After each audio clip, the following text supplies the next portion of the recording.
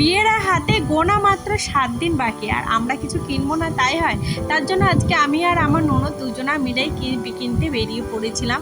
আসলে আমার ননদ যাচ্ছে বর্ধমান, একটু দরকার আছে, তাই ভাবলাম চলো, টাইম তো হচ্ছে না, আমিও একটু সাথে করে যাই, আমার কিছু টুকটাক কেনার আছে, তো সেটাই কিনে নিয়ে আসবো।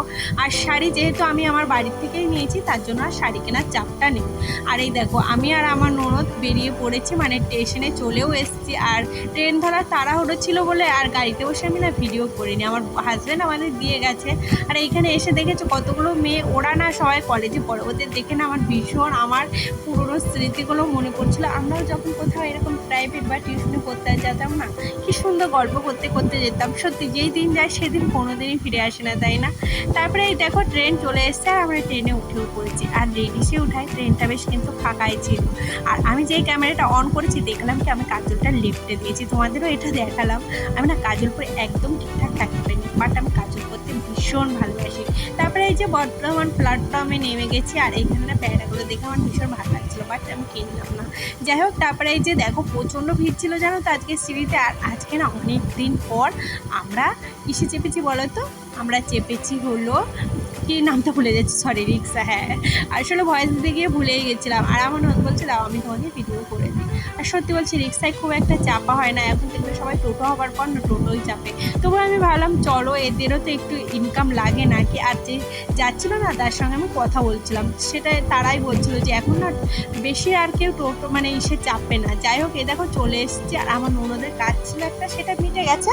তারপরে আমি এই যে আমার দাদার মেয়ের জন্য একটা গরমের জন্য হালকা পাড়া জামা কিনে নিলাম। জামাটা 100 টাকা নিয়েছিল, বেশ ভালো জানো তো। ছোটোবেলায় এরকম অনেক সাদা জামা পরেছি, বাট এখন আর পরা হয় না। তারপরে চলে এসেছিলাম ব্লাউজের দোকানে, তোমাদের যেটা বলা হয়েছে মানে বলবো ভাবছি। এই ভিডিওটা আমার ননদকে করতে দিয়েছিলাম, বাট বুঝতে পারিনি। আসলে আমি দুভাবেই ক্যামেরা ধরতে বলেছিলাম, বাট দিদি না বুঝতে পারিনি, যেহেতু এই লম্বাভাবেই ভিডিও করে দিয়েছে, তাই হলাম চলো এইভাবেই তোমাদের সাথে শেয়ার করি। আর দেখলে না ব্লাউজটা আমার ভীষণ পছন্দ হয়েছিল, বাট এই ব্লাউজটা না আমি যেই ব্লাউজ মানে শাড়ি পরবো তার সাথে যাবে না, তার জন্য নিলাম। তারপরে চলে এসেছিলাম কসমেটিক্সের দোকানে। হ্যাঁ, তবে কসমেটিক্সটা কিনবো না ভেবেছিলাম, আমি ব্লাউজের জন্যই বিশেষ করে এসেছিলাম। বাট এই মালাটা দেখে এত পছন্দ হয়ে গেল, তার জন্য আর না কিনে থাকতে পারলাম না। আমার ননদ বলছিল কি চোকারটা কেনো, বাট আমি চোকার কিনলাম না, যেহেতু আমার ওরকম ধরনের আছে, তার জন্য আর কিনলাম না। তারপরে এই যে এই দুটো মালা কিনেছিলাম, এই দুটো মালা মিলে মোট আমার কাছে 650 টাকা নিয়েছিল। জানি না আমি ঠকে গেছি না জিতে গেছি, তবে হ্যাঁ এই মালার ডিজাইনটা আমার ভীষণ পছন্দ হয়েছিল, সিম্পলের মধ্যে। যাই হোক, তারপরে আর কিছু কেনাকাটি করিনি। আর মালার দুটো কেমন হলো প্লিজ কমেন্ট করে জানিও। যাই হোক, আমাদের মোটামুটি কেনাকাটা হয়ে গেছিলো।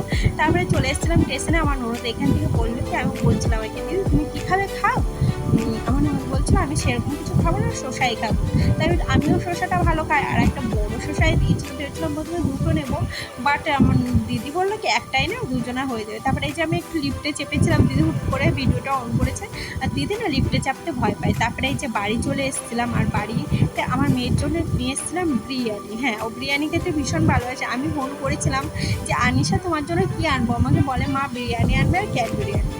তো আমি ক্যাডবেরি আনিনি, আমাকে বলছে তুমি কেন খালি খালি শুধু বিরিয়ানি এনেছো, মানে আমার জন্য একটু ক্যাডবেরিও আনতে পারতে। আমি বলতাম বাবা ভুলে গেছি, পরের বার নিয়ে আসবো। আর ও বলছিল মা এটা কি বিরিয়ানির সঙ্গে ডিমও দিয়েছে, ওরা ভুল করে দিয়েছে এরকম বলছে। আমি বলছি না বাবা, এটা ভুল করে দেয়নি।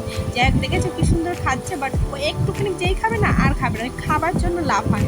দেখছো তো, একটুখানি খেয়ে আর খাওয়া হয়ে যাবে। যাই হোক, এদিকে আমি কি কোন ব্লাউজ কিনলাম সেটা দেখাই। এই ব্লাউজটা আমি কিনেছি, এটা একটা শাড়ি পরবো তার সঙ্গে। তো আজকের ভিডিওটা এখানেই শেষ করলাম। আর ভিডিওটা যদি ভালো লাগে প্লিজ একটু সাবস্ক্রাইব করে পাশে